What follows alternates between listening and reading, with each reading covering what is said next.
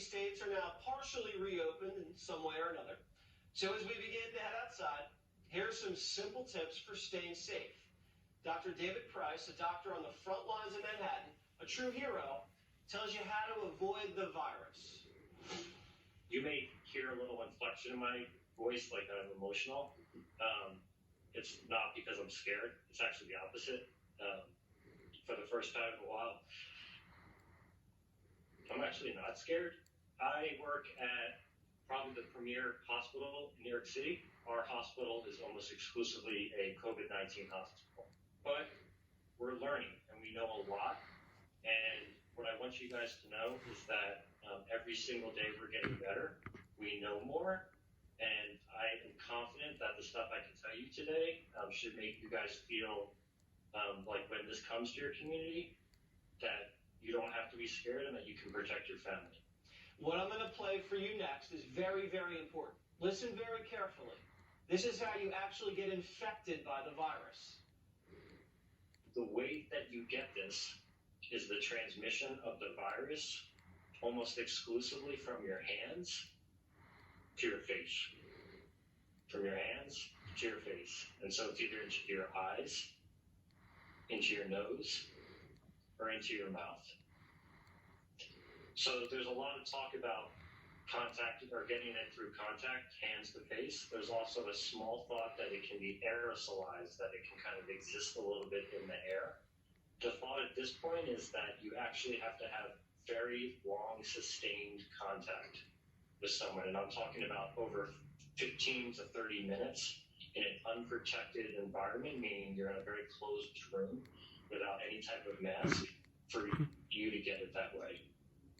But to very simply state, the overwhelming majority of people are getting this by physically touching someone who has this disease or will develop it in the next 1 to 2 days, and then touching their face. The thing that makes me smile a little bit is that I actually know now that I won't get this disease because I know how to protect myself. Let's go over this again. You get the virus when your hands touch an infected person or an infected surface, and then you touch your hands to your face. Don't do that. And in some cases, if you're in a small sealed off space or room with an infected person for longer than 15 minutes or so, you can also probably get it that way. Now listen to these 2 tips coming up on how to prevent yourself from being infected by coronavirus. So I just want to give you guys a few very, very practical tips to how to protect yourself. Is become a hand Nazi. Everything you know about your hands, just keep them clean, and you will not get this disease.